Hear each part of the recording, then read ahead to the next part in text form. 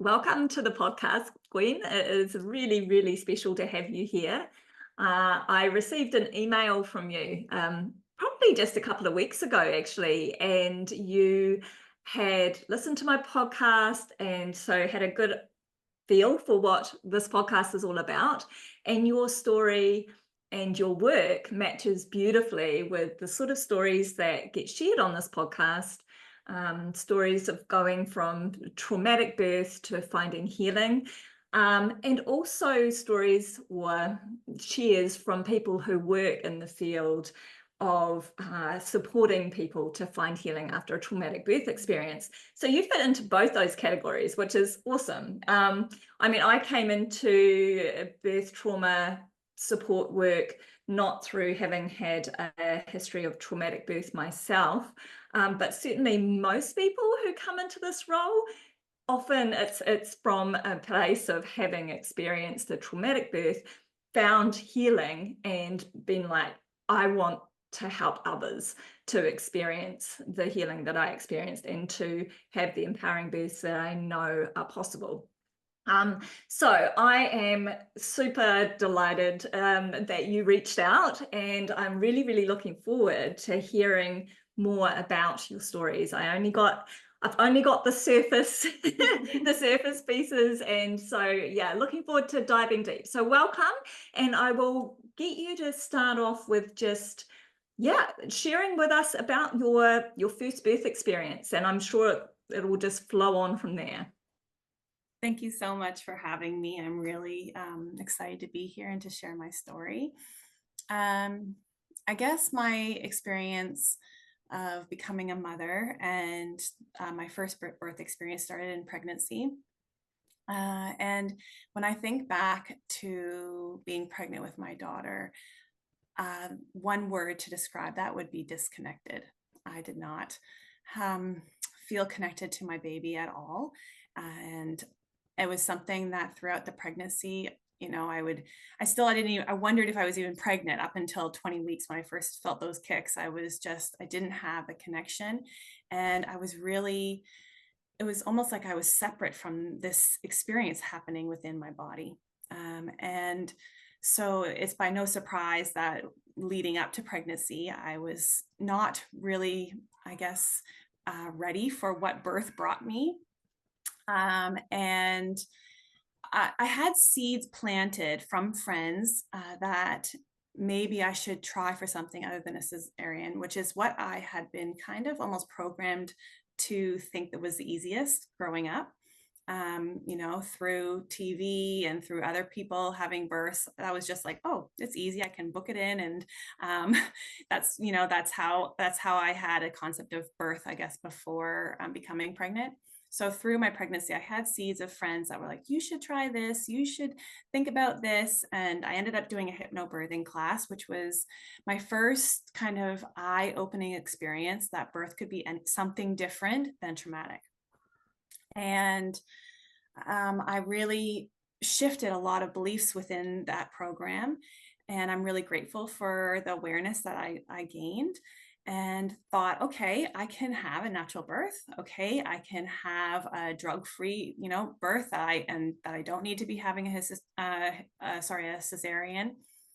And so I got a doula. I did all the checkbox things that I think that, when we are first pregnant, especially with our first, we're listening to all the podcasts, we're trying to gain all this information on what to do and how to do it right.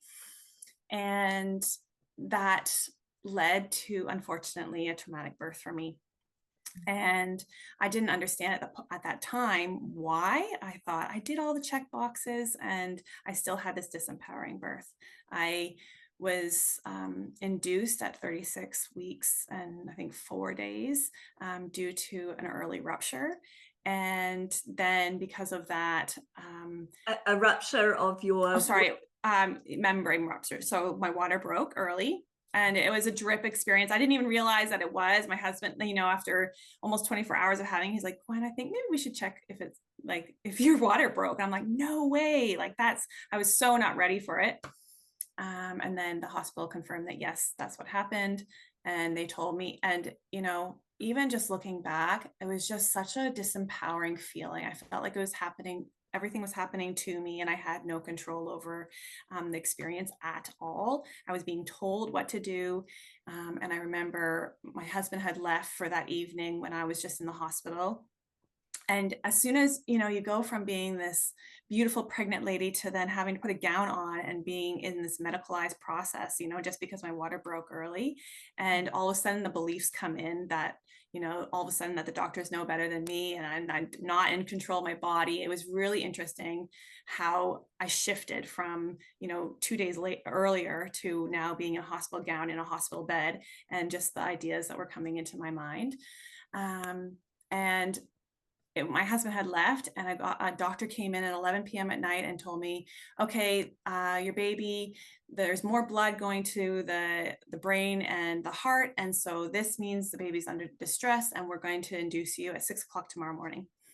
And I went, okay. Like, I had to call my husband, wake him up, tell him he had to be at the hospital and that this was happening. And there was no question. There was no question that, one, I could clarify. Two, I could ask for a second opinion. I could say anything other than do exactly as I was told. And I think this is part of why we have traumatic births. We have, a generations of people pleasers and women that have been taught that this is how you need to be in society. And so we just listen. And unfortunately, that leads to that really disempowered feeling. And so after many, many hours of induction, my labor was not progressing. And I agreed, after a lot of convincing, that a cesarean was what I needed to happen. So I had an emergency cesarean, and there was a lot of complications after as well. And I was just left feeling like I failed. And I think when we experience these moments in birth, and birth's this beautiful portal. And when we experience these disempowering moments through birth, and then we have this baby that we don't know what to do with, it really sets us up for having a really hard time in motherhood, I believe. Yeah. And so that was my first birth experience. And I quickly, I was pregnant again when she was 8 months old. And so I didn't really have time to process what had happened in birth. I was very much brought up and just, I guess, taught that we just push it under the rug and keep on going, put a smile on your face, and everything's fine. You have a healthy baby, you're fine. And you keep going. And so that's what I did. I just kept going. Yeah, and we've so normalized these sorts of birth experiences, right? Like cesareans are incredibly common. So instead of it being seen like a potentially traumatizing or serious kind of surgery, it's so commonplace that it's not recognized anymore, it seems, as being a major surgery and a major deviation from what we had hoped for with regards to our birth experience, and having very powerful impacts on our physiology as new mums, our ability to produce the hormones that help us to bond with our baby, that help us to establish breastfeeding, that help us to feel good within ourselves as mothers, rather than, you described, a sense of failure in your birth experience. So yeah, we've so normalized it all. And then on top of that, we have this, like you described, culture of just be grateful, you've got a healthy baby, you're fine. This is how birth is, which means that we suppress, that we shove under the rug all of our stuff and get on with life as best we can. So you found yourself pregnant just 8 months later, having not processed or done any sort of healing from your previous experience. Mm-hmm. How did you feel when you learned that you're pregnant? I was overwhelmed but excited. I we wanted too close together. But I didn't realize the impact of just not dealing with my first. I didn't realize that I basically was going to create another disempowered birth based on the fact that I wasn't dealing with all of the trauma that I had, and it wasn't from this point of awareness. It was, that I didn't even realize that I had this big trauma because it was so unvalidated for myself, but also society, right? Oh, you had a cesarean, like, oh, too bad it didn't work out. Like, it was just this like kind of, I don't know, accepted way that you're talking about. And so I was pregnant with my second, and I came into that pregnancy from a very disempowered state, and didn't even consider having a VBAC. It wasn't an option for me that was given. And I just kind of had this, I failed already, and so why bother kind of attitude. And so, having a toddler and being pregnant, didn't help with any kind of connection with my baby. And I went into labor naturally with him. And there was one nurse that said to me, Gwen, you're dilating. You could do this by yourself. Like, you don't need to have a cesarean. You could actually, and it was the first time anyone had thought, like, even like planted a seed that I could do anything other than just have a cesarean.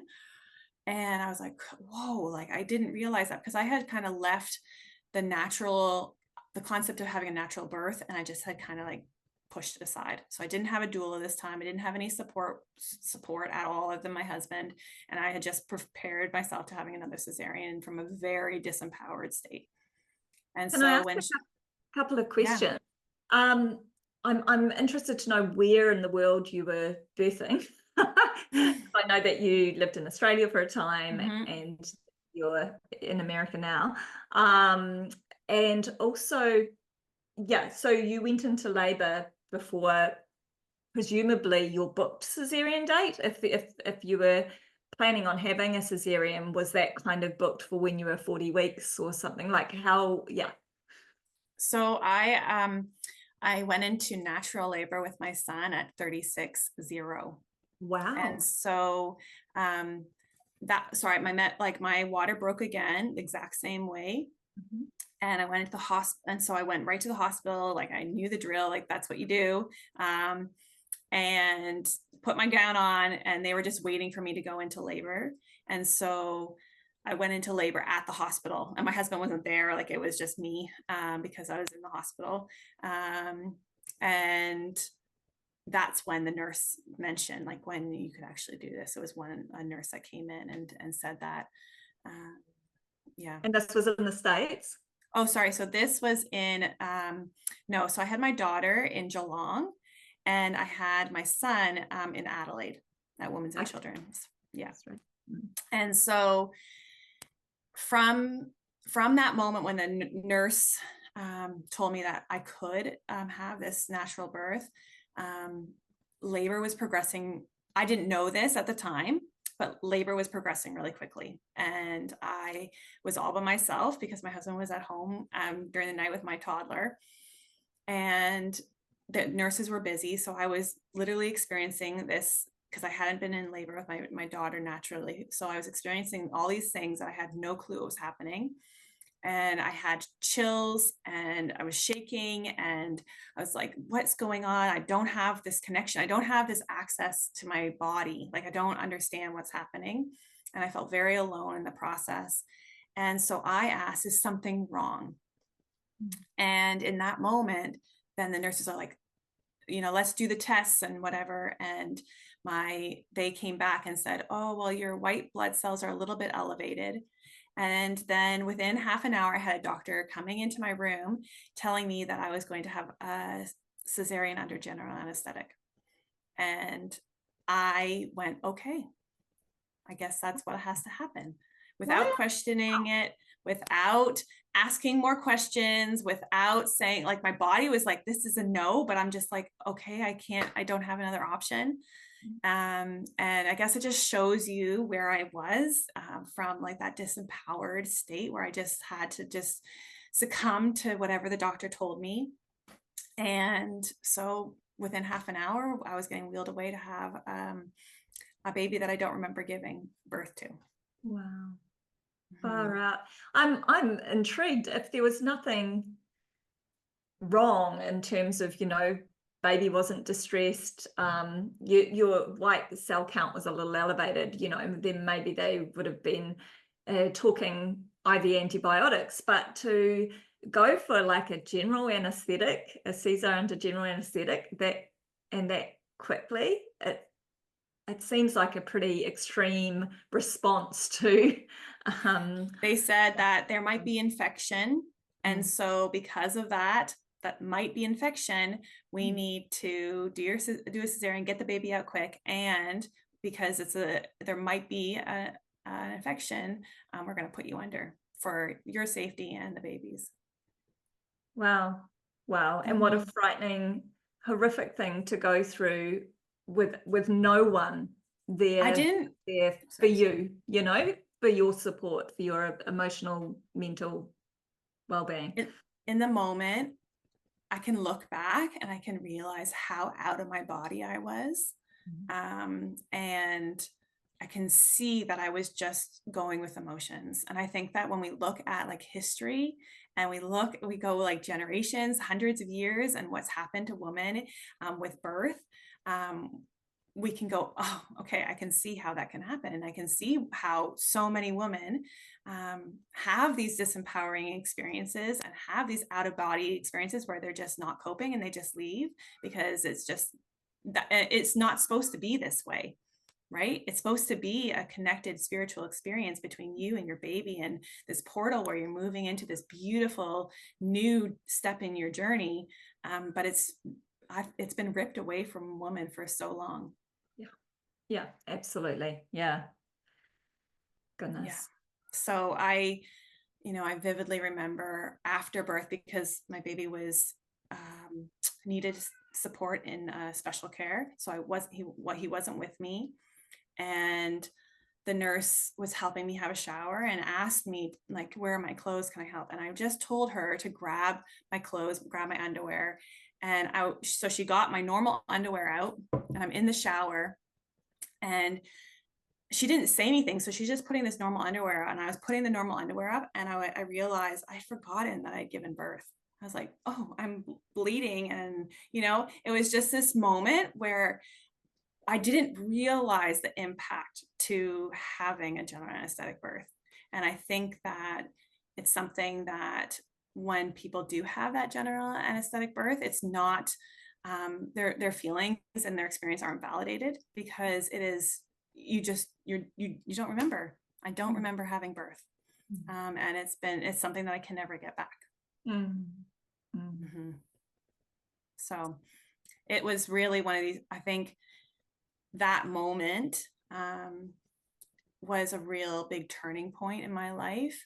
And then not only that, I had a lot of trauma. My son, was diagnosed with central apneas and he almost died at 4 weeks old. And then I had a toddler. And so there was so much happening in my life. And it was one of these like rock bottom experiences. Some people can call it the dark night of the soul, like where you're just at that really rock bottom point that calls you to more, calls you to search for more. And that was the experiences for me that made me go, there's something more here. And I want to start searching for it. And that was, I guess, the starting point to my healing journey and leading me to where I am now. At what stage postpartum do you recall being when you had the capacity even to start to look at what positive could come out of this experience? It's I think so. My son was he went blue in my arms at 4 weeks old, and so before that I kind of had this knowing that something was wrong and no one was listening to me.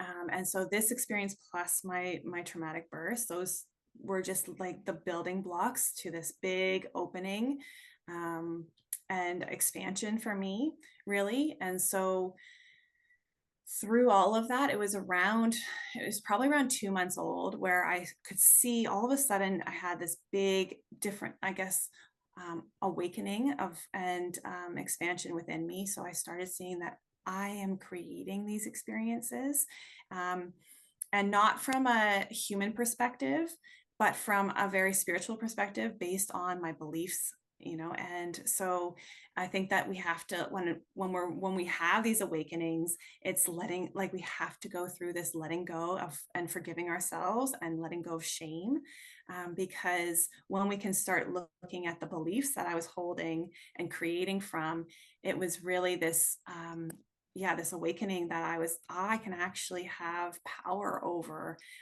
my life and take back the power that I'd been giving away for so long. I think this is a really important point to sort of flesh out for the listeners, because I know that there will be people who feel triggered and activated around the idea that you were the cause of your traumatic experiences, right? Like, it's like, what, you're blaming yourself? No, it was the system, it was the culture, it was the this, it was the that. And yes, and in one sense, it wasn't your fault that these were the systems that were at play, but there is something that is incredibly disempowering when we say that we don't take any ownership for the experience we found ourselves in. When we are the complete victims of our culture and the times and the system, then we are helpless to be able to change anything about that, or to be able to create a different experience for ourselves next time, because it was completely out of our hands. Whereas when we say, okay, I was wronged by the system, by, that doctor or that midwife or whatever, but there's something here that I can be doing to realize the part that I played in that experience going the way it did, means that we then have the control is with us. We're no longer the victim. We are we're at the helm of our circumstances, and we can say, okay, well, I can change this, I can heal this, and I can have a different experience next time.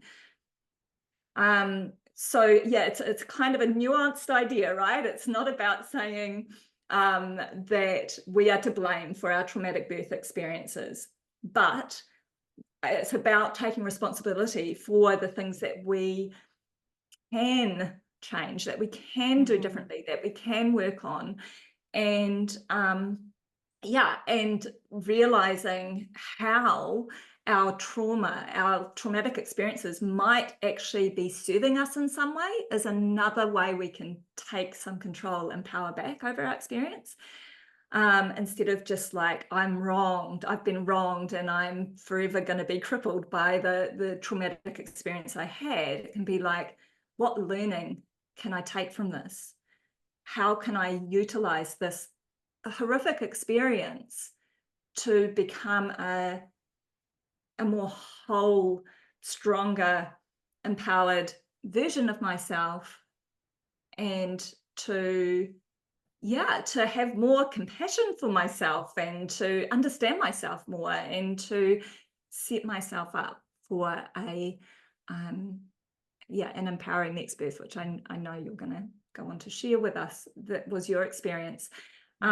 But yeah, I'm interested to know if you have anything that you want to reflect as I'm talking to this. I'm not sure if I'm making a whole lot of sense, if I'm getting my message across. So if there's anything you want to add that might help the listeners, feel free. Yeah, I think that if someone had gone back to when my daughter was born and told me that I created that, I would have just told them to go get effed. Like, I was just, not there. And not ready. And I think I think that is the key as well, that I think that we're all on our own journeys. And I think what happens is that when we avoid pain and I mentioned that, I was avoiding it with my daughter, we aren't able to access that empowered state. There's too much pain there. And so it wasn't until it was like almost like these like building, to the point where it was just like too much. And I had to feel it. I had all this trauma happening, and that I could then go, whoa, like that birth, that traumatic birth actually served me in this way, and this way, and this way, and this way. And being able to go retrospectively back and see how that birth served me, or that trauma served me. And it has helped me in so many different ways, that I was able to start looking at it differently. And so I have definitely experienced a lot of trauma since motherhood, and I do see that. I think you mentioned something around, the trauma helping us, it's empowering us and calling us to more. And I think that is definitely something that, I look at who I was before motherhood and how disconnected I was, and motherhood was this spiritual journey that I've been on, calling me for more. And the trauma, when we can look at from it, there's definitely two different ways of looking. And when we are in our human perspective, it's very different than the spiritual. And so I like to, differentiate, but that spiritual perspective is that there's nothing good or bad. We are the one that's creating meaning on it. And so, and that trauma is happening. It isn't what's happening to us. It's what's happening within us. Right. And so it's our beliefs around the experience. And so I can now see how those beliefs and what was happening internally was creating that trauma for me. And, I remember, I'll share a quick story with my daughter. I had an obstetrician that would come in and say, I have to do a vaginal check. And my whole body was screaming no. It was like the loudest no I've ever had in my life. And what did I do? I just got on the bed and let it happen. And it was like, and it happened over and over and over again throughout my day of being on Pitocin and being induced. But it's just, these are the experiences where now that is like, I listen to my body, I trust my body, I listen to my body, and that experience would never happen to me because it's a no. And I'm able to communicate my no's, and I can, advocate for myself, where in that disempowered state, when I had my daughter, I wasn't able to do that. And so these experiences that happen to us, yes, they can be very painful. They might be traumatic, and we can learn from them, and it helps us evolve and expand as humans, I believe, and mothers. Mm-hmm. Yeah, absolutely. I talk about this a lot in my work, of so much of what causes us to feel disempowered in the birth space and ultimately traumatized is related to or connected with the conditioning that we've grown up with, that has taught us not to listen to our bodies and trust the messages that our bodies are giving us, to override that messaging a lot of the time, and to put all our trust and faith in the doctors and the authority figures, and to not rock the boat and not question that authority, to not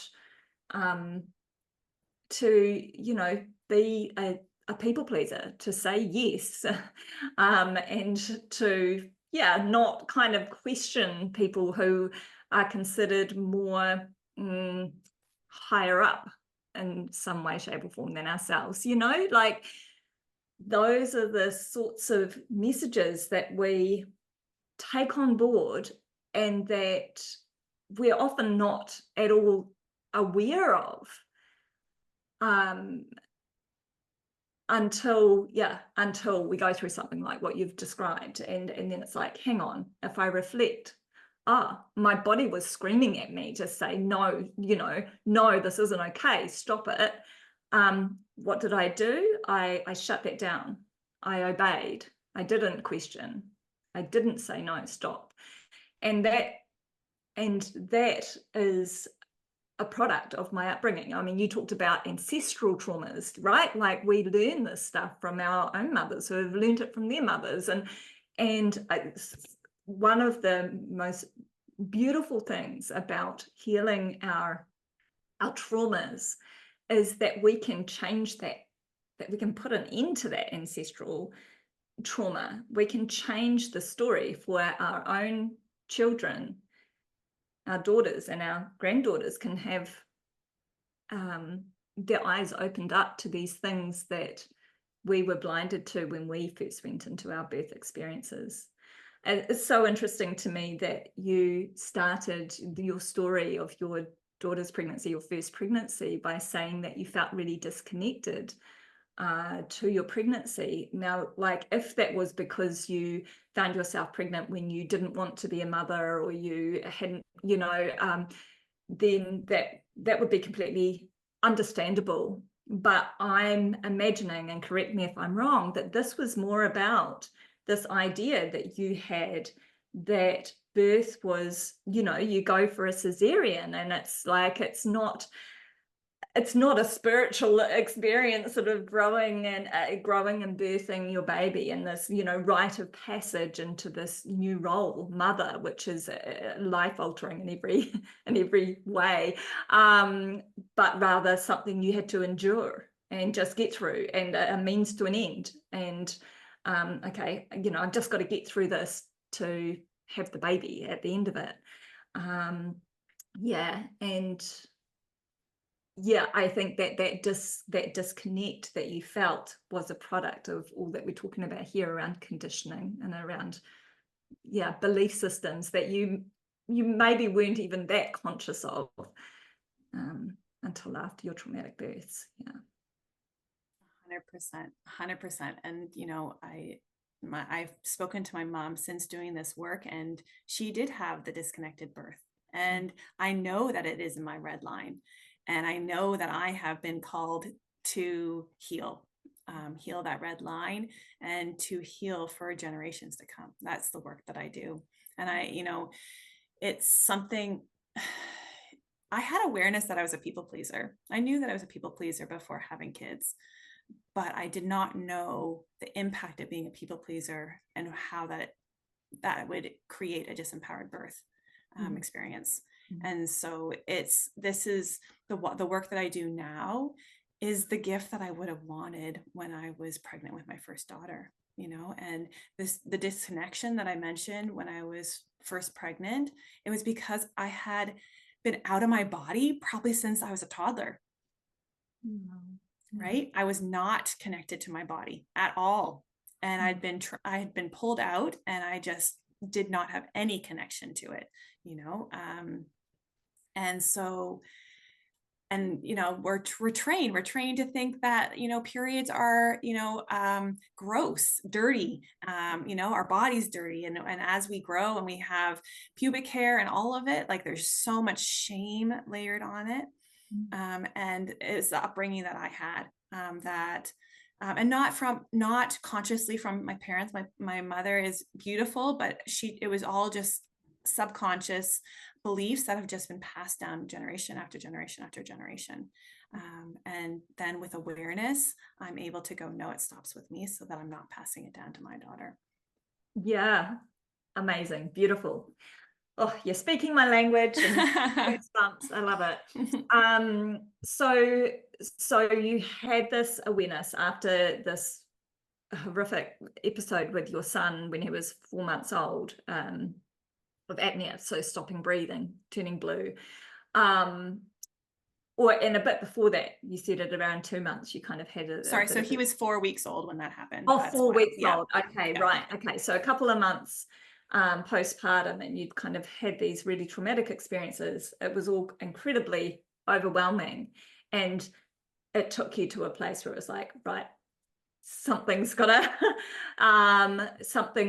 to come of this. That this is what, what am I going to do with this? How am I going to reconcile these traumatic experiences I've been through and become a wiser, whole healed person out of Mhm. this. So tell me, what did that journey look like? And yeah, what happened from there on out?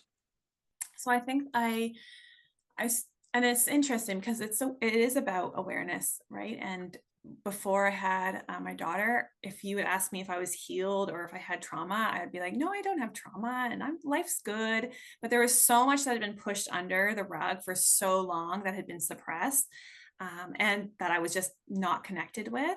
So it all came to a head, and I started to feel it. I started to validate myself. And that was the first step, is that I have to validate that this stuff has been traumatic. And then once I validated it, it's like all this, it was so much that all of a sudden I'm like having to manage and feel and process. And I got into yoga, which I'd never been into, meditation, which before I couldn't even stand to be by myself, or sit for a moment in my own thoughts. And so it was just slowly started reading a few books, and I then had I was pregnant again in 2021, and I had a miscarriage. And so this was another traumatic experience for me. And it was again calling me up for more. And this miscarriage, I ended up having an atopic pregnancy, which I didn't know about, and was growing into my uterine line. And so at 13 weeks, I hadn't had my first scan yet. And I ended up having a miscarriage and then a DNC. And from there, I ended up bleeding a lot and losing like 3 liters of blood on the table. And so it was a big journey for me. I ended up having another near-death experience because I had an infection a month later, again, losing, I think, another 2 liters of blood and losing consciousness and almost dying again. And these experiences it was in that moment, I knew it was happening for me. It got to a point where I was in the moment. And yes, I say traumatic, like it was traumatic in the sense that I almost died, but I was aware of the thoughts, and I felt, I don't know, this presence around me, that I was safe. It's an interesting experience that really got me diving deeper into spirituality. And I think through healing from my miscarriage, I was gaining this deeper connection to my body. And the messages, when I was waiting for paramedics and I was losing a lot of blood, and my husband was really worried and running around, my body was telling me I will be okay. And it was just this realization that there's this wisdom within my body that I can communicate to and I can access. And I know. And I think that through these experiences, and the expansion that I've had, it really set me up to having this empowered birth. And so I started doing more and more work and diving more and more into spirituality, and started to support others to do the same. And I became a coach and was helping new moms to be able to regulate themselves and be able to manage their emotions with toddlers and things like that. And I got into subconscious reprogramming. And when I started learning about the subconscious mind, I could see what was happening, and how I had expanded over my two traumatic births, and the beliefs I had there, and how I was able to process those and shift beliefs, and then being able to through my experiences learn really how to to reprogram my subconscious mind. And so then I was able to learn how to do it as a coach. And so I started supporting other mothers to practice and shift beliefs around motherhood. And so at the same time I was pregnant, I got pregnant again with my son. And so I'm working a lot with the subconscious mind. I'm doing my own subconscious reprogramming. And I have this beautiful baby that I'm now pregnant with after having this miscarriage. Can I just interrupt Oh yeah. before you, because I'm so looking forward to hearing about your pregnancy and birth with your son. But just I'm also really intrigued to understand a little bit more about what the subconscious reprogramming involves. So what would a coaching session with somebody be like? How do we reprogram our subconscious? So the training that I was receiving was teaching me how to help clients feel the pain from previous moments that they've had, and then look at the beliefs in that moment that were being created. And so, from my first birth, I mentioned that I had this strong belief that I failed. Mhm. And so this, I don't believe, was actually where that belief was created. And so our subconscious mind is working through patterns. It's playing out a loop over and over and over again in our life. And so I believe that belief was formed way earlier when I was probably really little. And unfortunately, what happens is our subconscious mind is just playing out these old belief patterns and subconsciously until we can have conscious awareness of it and choose something different.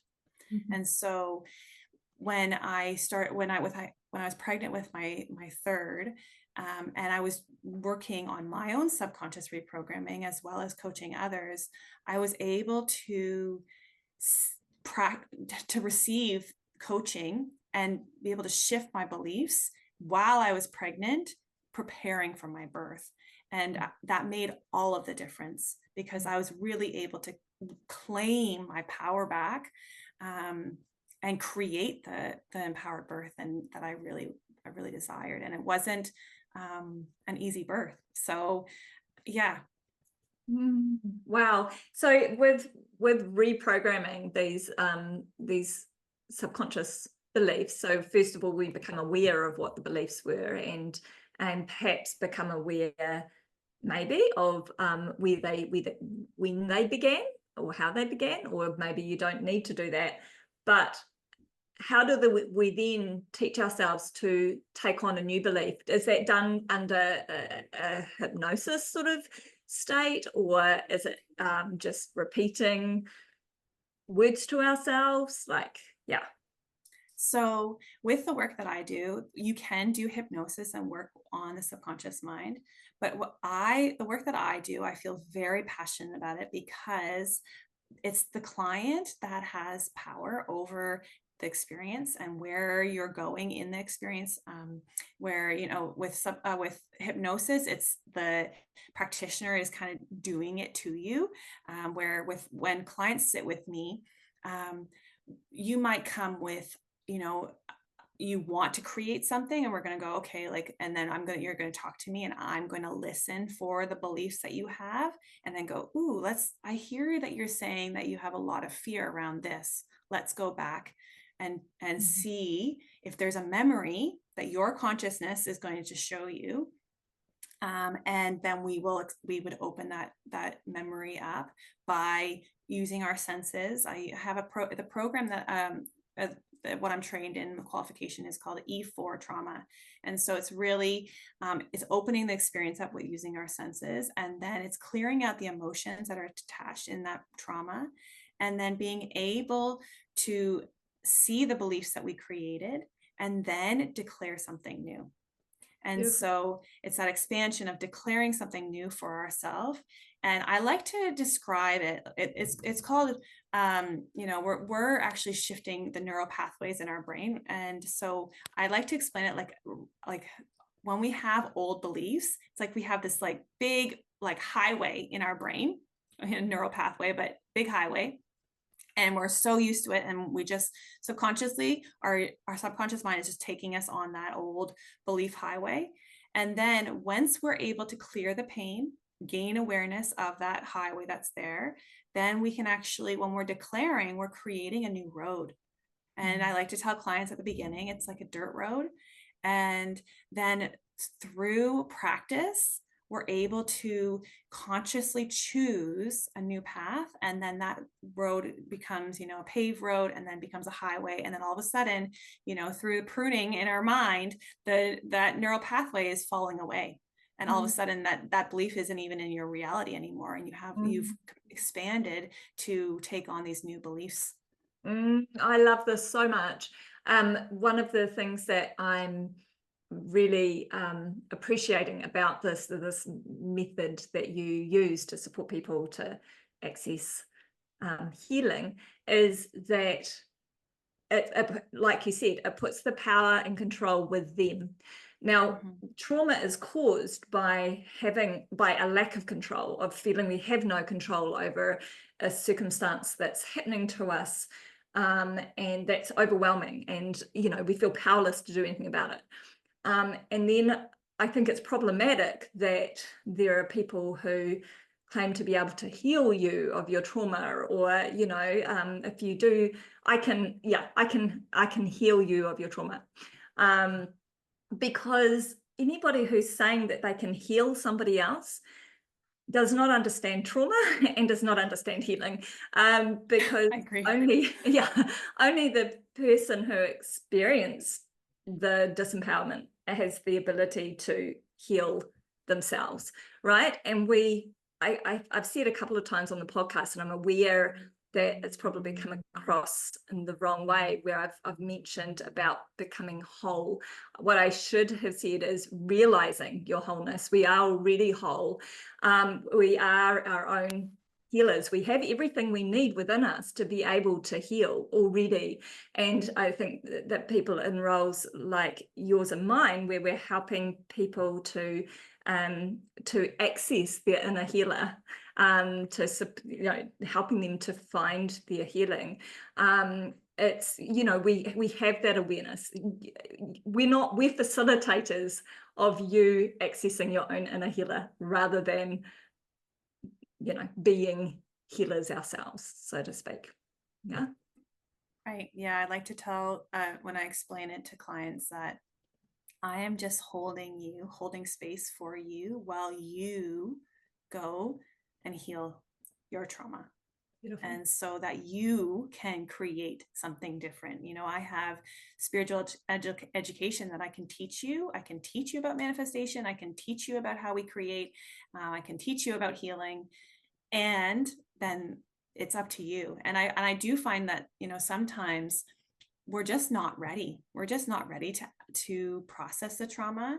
And so I think that this is something that, and when I was going through and starting to do my subconscious work, I'd have pictures coming into my mind, and then going, no, I don't want to deal with that. Or like, and I wasn't ready. And then in the moment that I was ready, I was like, okay, I can do this. And I was able to share that moment and expand it and feel the pain through that, and then be able to shift those beliefs. But I think there's something really beautiful about claiming that power back within your own healing journey, so that whatever you're moving forward with, it is from that empowered state.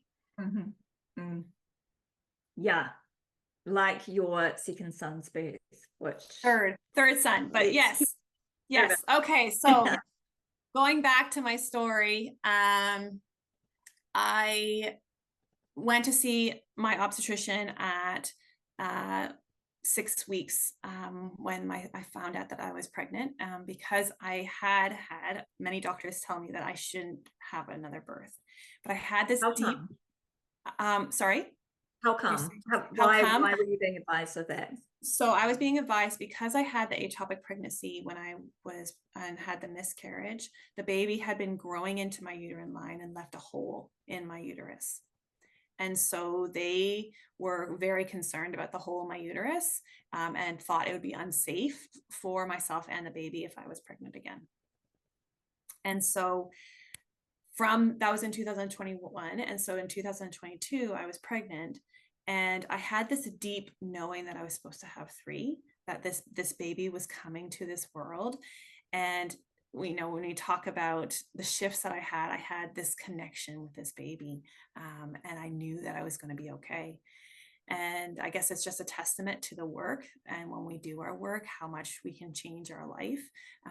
And so went in to talk to my obstetrician, and she said, we cannot see where your placenta is going to be until about 17 weeks. And so we're going to need to do a scan then to see where your placenta is. And the biggest concern and risk is if you have a low-lying anterior placenta, so on the front wall.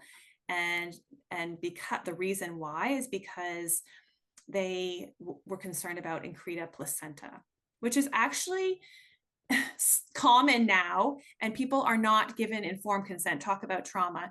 We're not given informed consent when we have cesareans, that if you have another birth after, you're going to have risk of having an increta placenta if your placenta is low lying, because when you have the cesarean, you are going to basically harm the communication that your uterus has with your growing baby. And so I didn't know this until this happened to me. But so at 17 weeks, yeah, I was just going to explain for any listeners, placenta accreta is where the placenta grows into spaces that it shouldn't, essentially. And so when we have the scar from the cesarean wound, and the more cesareans you have, the higher the chance of this placenta accreta happening. The placenta can sometimes grow into the scar tissue. It can even grow through the wall of the uterus and into other organs of the body, and it becomes can be incredibly dangerous in terms of maternal, blood loss, when the placenta won't come away, and when they try to take it away after the birth of the baby.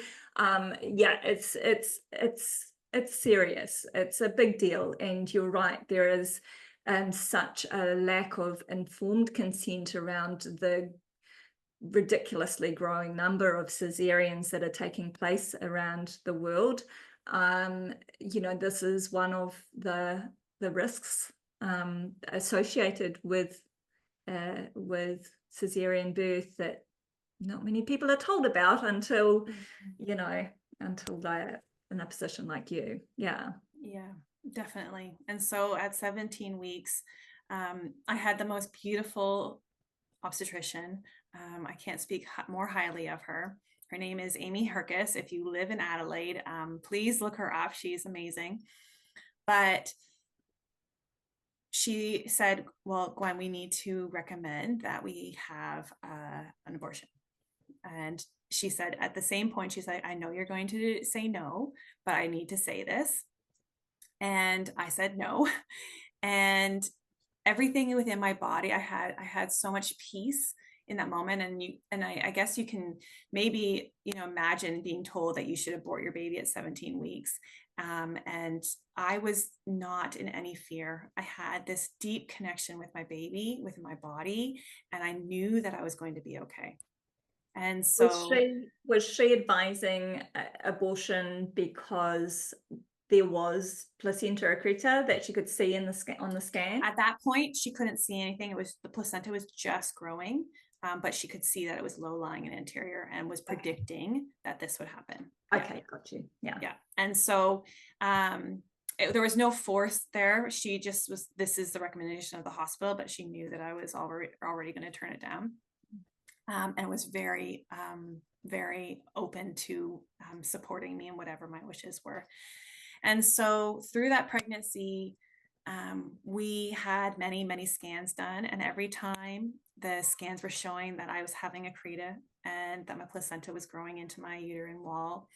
And every time I looked at those scans, I was like, my uterus is healed. This is something my baby's fine. My uterus is fine. And as we progressed the pregnancy, the conversation of having a hysterectomy was very present. And this was because there was the concern that with the placenta, as you mentioned, growing into the uterine wall, that it would not come out and that there would be a lot of blood loss. And I actually felt really strongly that I should try for a natural birth. And so I had this idea that I could have a natural birth.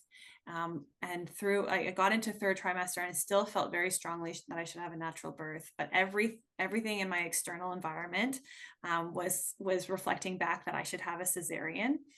And so I got to a point of surrender where I surrendered the birth. I think that there's a lot of pressure on women to have this natural birth, and that they failed if they didn't have a natural birth.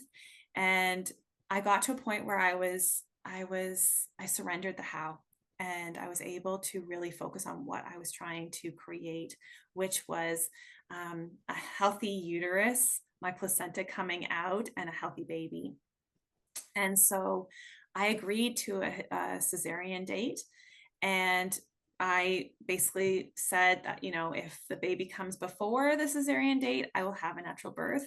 And if I get to the cesarean date, I'll have a cesarean, trusting that, that the how was taken care of, and I was going to create what I was really desiring. And I think that the surrender piece it really got me to that empowered birth that I was choosing. It was my choice. I wasn't being told that I had to have a cesarean. And my doctor was so patient with me to sit with me and to talk about risk, but also be able to openly hear what I was able to communicate all of my feelings and be heard. Really, I felt heard. And I think that those are key, aspects to having an empowered birth. And so went into having the cesarean, and they were prepping me. I had all the senior doctors within the hospital, and they were prepping me for a hysterectomy. And I knew that my uterus was fine and that this baby was fine. And I was going to have the birth that I was creating. And my placenta came out without complication. And so I asked for a lotus cesarean. And this had never been done at the hospital before. And I think that when we can understand that we can choose what we want, we have the choice. If you asked me, I mean, it didn't even come into my mind that I should be asking these kind of questions with my first two.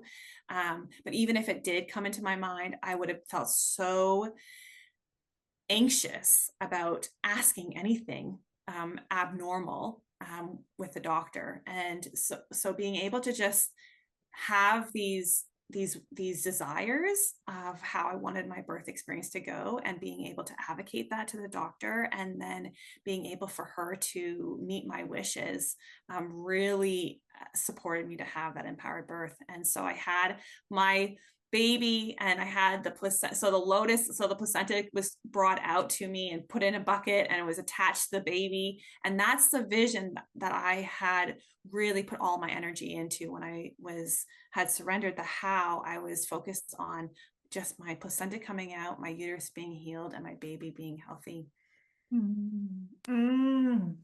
Wow.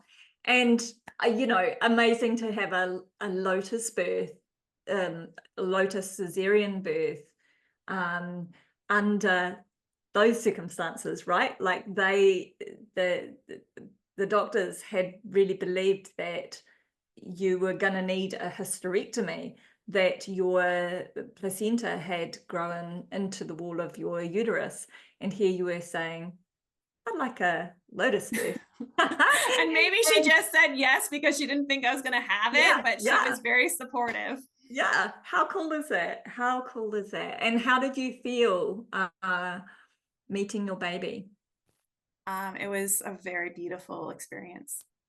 And I knew that I had created the experience through the power of my mind and understanding manifestation. But I felt peace. And that experience, I look back at my other two. I had cesareans for 3.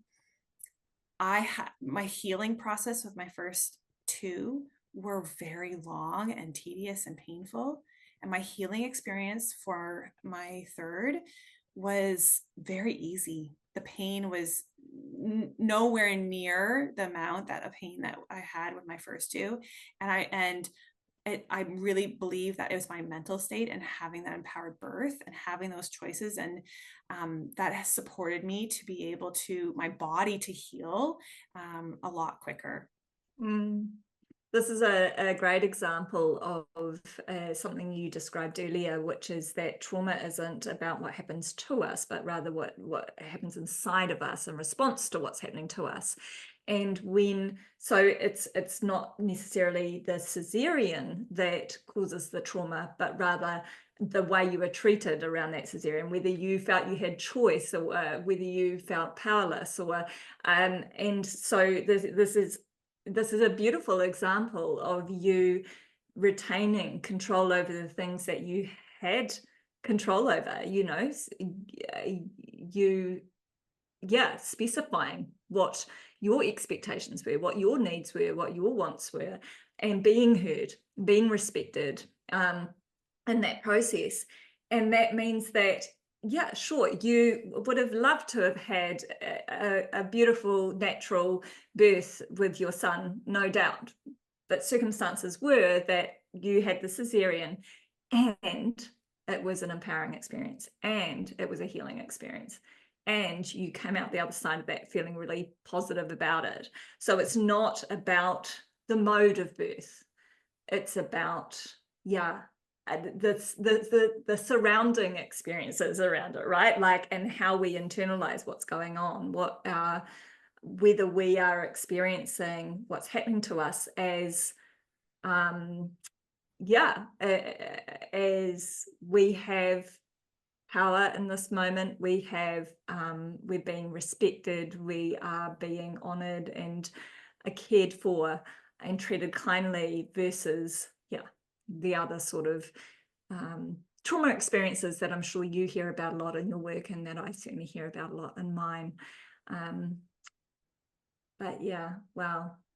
So is there any part of you that after that birth was like, what if I hadn't had that cesarean? What if I just, you know, waited for my body to go into spontaneous labor? Could it have been different? Or was the experience in its entirety just exactly what it needed to be, and you 100% believe that?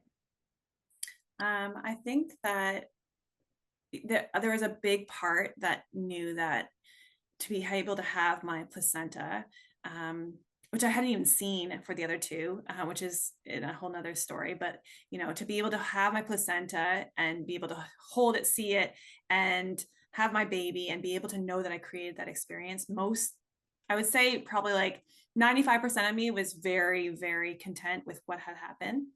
And there was this 5% that was like, maybe I could have done something different. And it was, this goes into more spirituality as well. But my daughter had bought the necklace I actually wear. She had asked me, when I was in my first trimester of my third's birth, if she could buy this for me.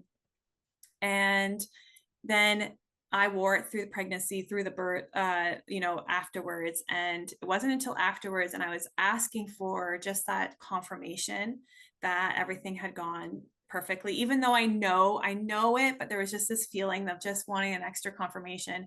And my son was born on the 22nd of December.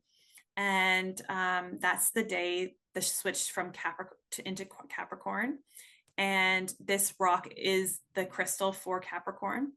And it was just this extra little confirmation, and it might not resonate with you, but for me it was this, like, when I found out, it was like this full body confirmation that yes, everything is always divinely perfect, and it happened exactly how it needed to happen. We say from a spiritual point of view, there's infinite possibilities for us. And I believe that it's only when we can release the how and we access that surrender, that we can access those infinite possibilities for what we are trying to create. And it happened exactly how I needed it to happen. And I think that when we can take the pressure off, the shame around it has to be a natural birth. And I think a lot of people in the spiritual world It's like, I have to have that home birth. It has to, I'm not going to have that medicalized birth.